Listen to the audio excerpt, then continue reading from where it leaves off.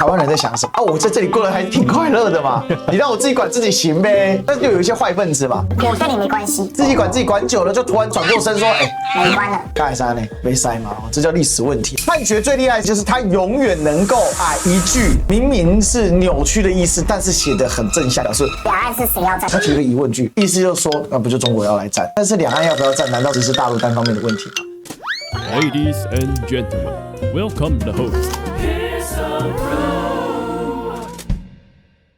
为什麼他要連續發這麼多篇？畢竟他過去在擔任馬英九總統府聯誼會秘書會長嘛，對不對？針對所謂的9·2共識或馬英九的所謂的一中的思想呢，是完全的支持的。沒錯。那問題是，同樣的9·2共識，馬英九時代的9·2共識到賴清德時代9·2共識，內容是沒有變的嘛？但問題是時代變了，風向變了。我覺得不是在跟我們講了，可能某種程度跟賴長講一下，說，我現在認為的9·2共識，我認為的一中以及認為的所謂兩岸交流應該怎麼樣，重新定義自己的定義。剛那句話有抓到我們漢水金屬。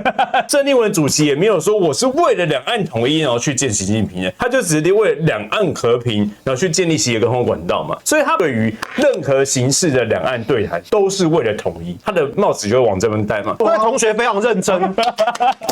老師真的甚感欣慰啊！其實是用沈大佬的話來去包裝自己的心思。沈大佬他過去的立場啊，他的思想，他會講出這些話，其實並不意外啊，因為他畢竟沈大佬也算是深綠出身嘛。他只是說他近年跟民進黨鬧翻了，可是他的骨子裡他還是相信着台灣人是巨統的。好，所以你只要國民黨談統這件事情，一定是扣分。所以不只是2026年被看壞，甚至都直接說的2028年讓賴長直接連任。在這一篇短短的文章裡面，沈富雄抓着鄭麗文講的一句話，就是全世界都奉行一中政策。請問這一句話是不是一個客觀的描述？是。這句話跟國民黨對兩岸的主張是什麼，並沒有關係。鄭麗文只是講了這一句客觀的描述，沈大佬就抓着這一句話說：“這就是跟對岸投降，這會影響到2026，甚至會直接決定2028。”所以你不覺得這個已經無限的滑坡放大了嗎？可是王偉漢為什麼要特地的把沈富雄的這個發揮寫成一篇貼文？而且這篇貼文說真的很短，因為他自詡為一個有論述的評論員，所以即便他要去引述他訪問來賓的話，通常也會寫得比較長。而且他剩下會不斷的加料，去把自己的東西藏在這裡面。可是這篇很奇怪的是，這篇其實也很短，但是你可以去看到最後這一句講的人是誰，他特別分段哦。如果是沈富雄說，沈富雄認為，沈富雄表示，那他不應該這樣分段吧？所以他這最後一句話是他自己的主觀下的一個結論。你要把所有的維持現狀態都斷言成反統，就已經開始有點滑坡了。再來，他對國民黨下了一個拘束，你國民黨如果不巨統，你總統大選就沒機會贏了。你總統大選有這麼多複雜的因素，然後整個環境在變，時代也在變。你2020年管用的招數，到2024年不一定管用，更何況是2028年，以及賴清德執政之下民怨四起。所以這種情況下，你也直接的以國民黨你國民黨只要沒有講那兩個字，那兩個字巨統，你國民黨只要不講那兩個字，你國民黨就死了，總統大選就會輸了，賴清德就會贏了。這是不是太滑坡了？因為老沈對鄭麗文的批評是充滿傲慢、偏見且苛刻。老沈4個月前在少康戰情室的發言，他說鄭麗文當選，國民黨就完了。那他為什麼要這樣玩呢？因為他知道請沈富雄來，沈富雄一定痛罵鄭麗文。所以漢學的，我跟你講，漢學一直在進步。以前漢學是就文字論文字，他現在呢已經延伸到立體空間了，你知道嗎？你以為他只有2度平面，人家是4度時空啊。這幾句話裡面是有聲音的，有沒有感覺到？你都可以想到老沈怎麼罵鄭麗文。但是我覺得罵鄭麗文無所謂啦。但是這種斷言就是他們很相當於說林北認為啦啊，你說為什麼認為？反正林北就這樣覺得。所以當鄭麗文主席講到全世界的奉行一中政策的時候，你要講清楚。他手法就是說，他完全配合着民進党的中鋼廚房，只要你去跟對岸談，無論談什麼，總之我就是認定你談的是統。而且你談的統一定是被統，所以你就是賣台。對，這是一連串的滑坡。所以呢，這篇文章的架構是什麼？因為台灣放棄反攻大陸，沒錯。兩岸之間若不幸真有一戰，肯定是中共攻台，絕不是台灣引戰。這句話就有問題哦。這個問題不是在下面那個康莊大道哦，是在這句話就出問題了。物理上的開戰，當然只可能是中共解放軍動手。可是軍隊要動手，一定是高階政治人物的下的命令，這個戰爭才會開啟嘛。所以，即便在物理上真要動手，那的確是解放軍一定是先動手。我們的國軍是不可能主動去挑釁解放軍的。可是你說在政治上的引戰是哪一邊？從蔡英文執政以來到賴清德執政，這幾年兩岸被鬧到兵凶戰危。請問是台灣做了什麼，還是中共做了什麼？或者我換一個角度問：過去在馬英九時代，到了蔡英文時代，到了賴清德時代，我們來做比對嘛？老共在兩岸之間的立场，歷經台灣這幾屆，請問老共對兩岸的立場有什麼改變？沒有啊。就跟我剛剛說的，國民黨對兩岸的主張一直都是9·2共識，一直都是反對台獨，這一點沒有變過。老共也是啊。就是一個中國，然後和平統一也沒變過啊，只是說他老共發現說，你聯合着美國要來搞分裂主義，那的確解放軍才有可能動手。可是老共的高層是非常努力的在往和平統一這件事情，不斷的去做各項的方案，就是各項研領，提出各項出台各項的政策。可是為什麼兩岸這幾年來搞得這麼緊張，好像真的要隨時要開戰了？可是那一定是你做了什麼嘛？我剛說了，老共這幾年的兩岸立場沒有變啊。那台灣的兩岸立場有沒有變呢？有，而且變得可劇烈了。陳水扁時期，兩岸關係是緊張的；到了馬英九時期，兩岸之間就已經恢復了和平互動往來，而且兩岸的交流非常的繁榮。可是又到了蔡英文時期，兩岸又凍結了。然後呢，蔡英文不斷的去搞他的抗中保台，不斷的去煽動這些仇恨，所以導致了兩岸之間關係的緊張。那你說這算不算台灣方面的引戰？當然，你在2020年那個年代，那一年之間，你可以說哦。這是我們台灣人的民主自由，我們要捍衛我們民主自由。好，你可以去喊。可是從2020年到2026年的今天，6年又過去了，大家也看到了，你喊抗中保台，有保台嗎？沒有保台啊，是抗中毀台啊。所以現在在民間，大多數的人民，鐵藍鐵綠，我們先不要講，中間的選民其實慢慢的又擺盪回來。他們發現說，民進黨青鳥喊的那一套抗中保台是假的，所以他們慢慢擺盪回來。你說他們心中是不是就直接接受了統一？並沒有。你可以說他們還是維持現狀態，但是如果你換一個問法，你支不支持兩岸對話？你支不支持兩岸互動？你支不支持兩岸和平交流？我相信這一些所謂的維持現狀派都能夠接受，但是我們要有一個橋梁。這個橋梁，民進黨做不到，那就是國民黨去做。所以黃暐瀚他說，中共攻台跟台灣引戰，他直接把它切成2分法，但後面還要 gay 掰的講一句說，我身為中華民國國民，我樂見有政黨主席要帶領國家走出和平康莊大道。但是又一個反轉，康莊大道是不是能夠維持中華民國主權獨立？那不行，他立刻就塞他的偷渡。他就說，如果你的解方是接受合統，合統就是被統，那被統就是舔共賣台，所以他現在連合統都要否定。我不是說現在我們就要來談和平統一如何實現，不是的，我現在講的都是兩岸要先恢復善意的交流互動。黃暐瀚立刻就拉到，不是合統就是武統，所以我們統統不接受，這又是一個滑坡，他完全混淆了合統、武統、被統任何形式的統。所以國民黨你只能喊拒統、反統，否則的話你就輸定了，你永遠沒辦法執政。所以他等於是先扭曲了“統”這個字的定義。那我就問嘛，這一套跟2020年的時候一不一樣？一樣。可是這幾年連民進黨、連綠營的外圍都知道了這一招逐漸開始沒用了。那黃暐瀚為什麼同一天連發這麼多篇文章？而且你看這篇文章跟剛才我們解析的沈大佬那篇文章是不是其實是一樣的？無限的滑坡，無限的扭曲。所以我覺得我們更應該探究的是，你不要這麼假裝自己是什麼中華民國國民，不要假裝是什麼自己是什麼台灣多數民眾的民意，都不需要。我們要先解釋一下黃暐瀚為什麼連發文章如此的焦慮。一中政策與一中原則有什麼差別？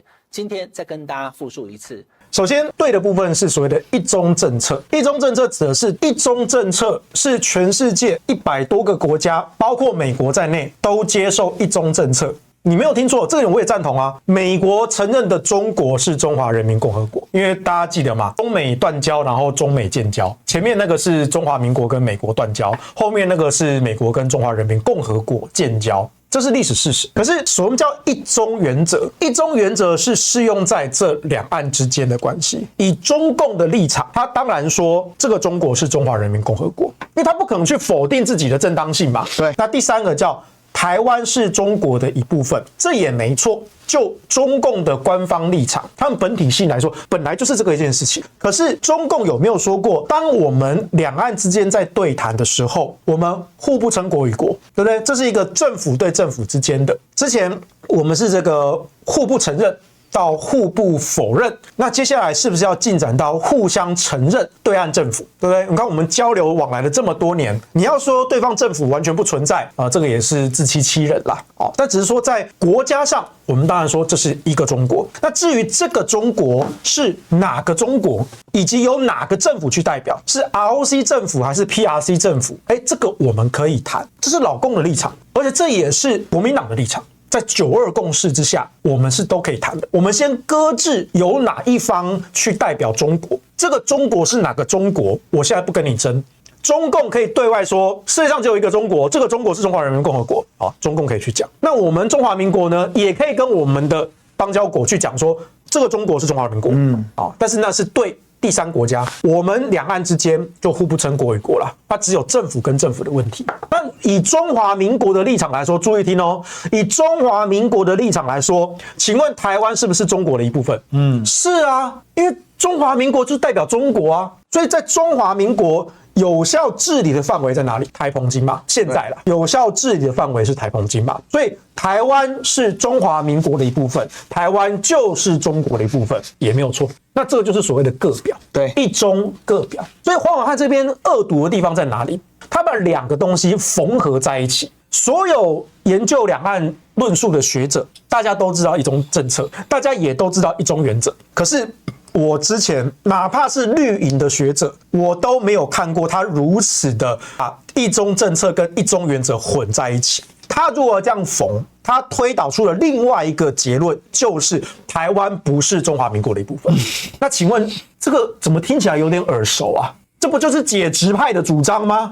這不就是獨派裡面最偏激、最妄想、最自我中心的是哪一派？解殖派。就他們甚至不承認中華民國治理台灣的正當性。所以我說真的，他這一篇是有出乎我意料的。哇，黃暐瀚舔綠舔的不夠，他已經必須要跟解殖派靠攏了。哇，這真的是完全出乎我意料。好，所以你看這一篇文章，他想要賣弄一中政策跟一中原則，然後他惡意的把這一中政策跟一中原則縫合起來，他沒有意識到他推導出一個台灣不是中華民國的一部分的結論。可是他最後他又要假掰一下，說我是中華民國正當性的主張者，所以呢，台灣是屬於中華民國的，不屬於中華人民共和國的。其實它是根據3公報形成。什麼是3公報？817公報、中美建交公報，還有第一個叫做上海公報。上海公報是為了要解決2758號決議文，也就是讓中華人民共和國政府先代表中國唯一的政府，然後進入聯合國。建交公報是1979年，當時中美建交，我們當時叫什麼？我們當時叫做美斐建交。那817公報是什麼？是要解決1982年的時候要解決什麼？要解決軍售問題，要做問題規範。1979年1月1號建交公報裡面呢，美方承認中華人民共和國是中國唯一的合法政府，並且呢，美方認識到海峽兩岸所有中國人都堅持只有一個中國，台灣是中國的一部分，並且這一立場不表異議。在中文版用承認，在英文版用 acknowledge。對，其實這兩個意思是不完全對等的，這大家都知道。為什麼？因為當時的國際現實政治的問題，當時的鄧小平政府認為這是一個機會來解決這個問題，所以他就在雖然佔據優勢，但是沒有把口子給收了，所以故意不講。第3點真的是很誇張，你大家知道嗎？焦點在於說，到底美方是認知到這件事，還是承認這件事？這是當年故意在中英版本上對差的時候留下來的口子。只是雙方都不會承認這個，就是中方會堅持中方立場，美方堅持美方立場。所以全世界上都是一中政策，沒錯。一中政策的邏輯就是在中文範圍內，我承認台灣是中國一部分，所以我不挑戰你這件事。所以我跟台灣政府的往來全部都是非官方的，日台交流協會 AIT。但是在我的領域裡面，我有較大的彈性來跟台灣的接觸，而這種非官方的接觸是帶有官方性質的在裡面，因為我是用 acknowledgement。再補充一件事情啊，黃暐瀚這一篇惡毒的地方在哪裡？一中政策是1970年代的事情，從1972年的美國尼克森總統去訪問中華人民共和國嘛，所以這個一中政策跟現在的兩岸之間一中的這個討論是有時代背景的落差的。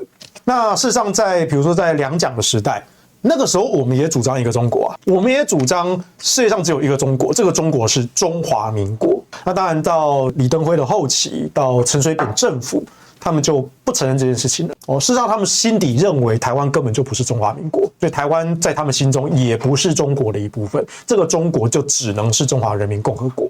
我們自己把中華民国的代表權拱手讓給對岸了。那一直進展到馬英九時期，就是兩岸之間恢復往來。那以9·22共識做主張，9·22共識其實是在西元2000年的時候，那時候阿扁準備要上台了，第一次政黨輪替，所以蘇起老師發明了這4個字。隱去了一中，因為他知道中國這個字可能在台灣上有一些人不喜歡，那所以他就發明了9·22共識。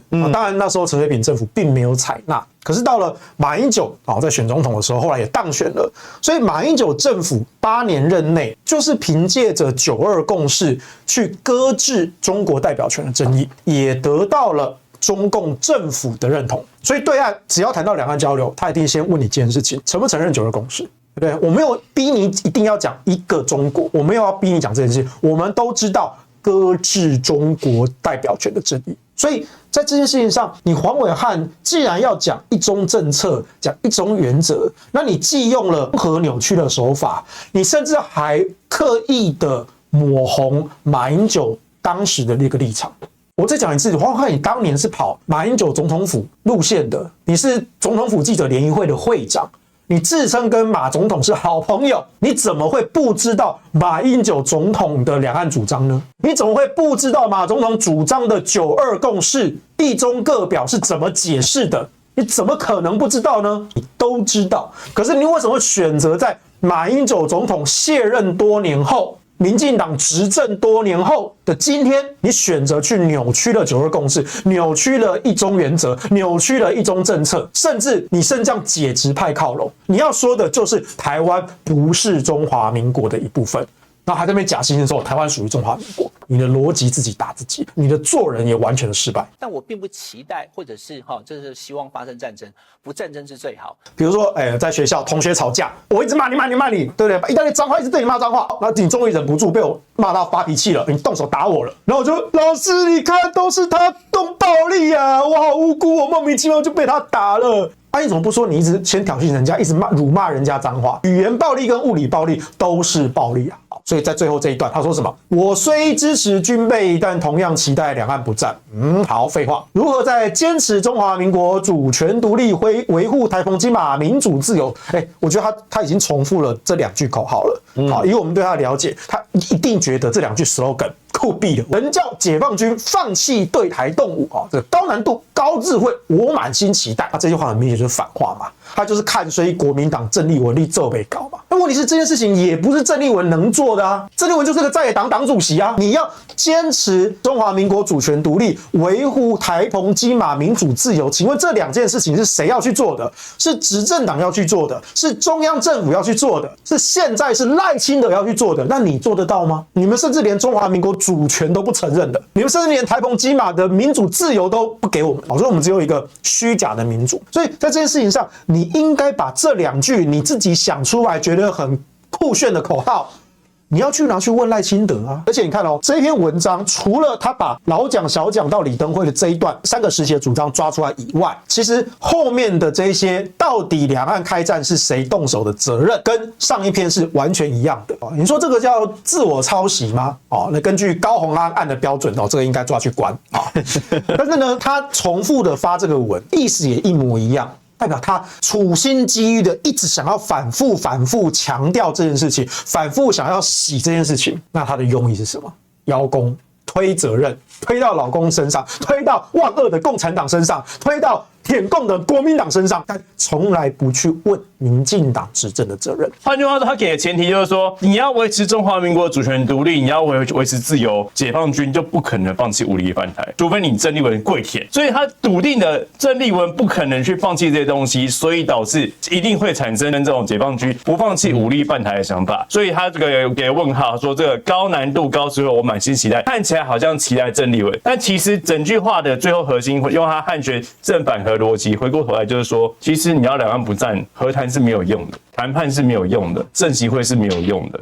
我們只能回到一開始的支持軍備，而支持軍備是什麼東西？是民進黨政府的邏輯啊。我們還是要回到我們大民進黨的邏輯，我們軍備就是1.25兆把它買下去啦。啊，所以你們現在立法院在搞亂七八糟，搞亂七八糟，我們還是要回過頭來支持軍備。委員这個真的非常的精準哦。就你鄭麗文不管走哪條路，對我也知道你鄭麗文不會去回答這一題。他真正的最核心的上層主張是什麼？是我黃暐瀚支持軍備，所以我請你們國民黨識相一點，回來支持預算。所以你看委員非常的精闢厲害，漢學之光。有了解漢學啊，漢學在其什麼？當鄭麗文出現之後，鄭麗文開始用一個新的高度在討論了解，因為他熟悉這一套，所以他警惕這一套，他知道鄭麗文的破壞性會很大，所以他趕快跳出來。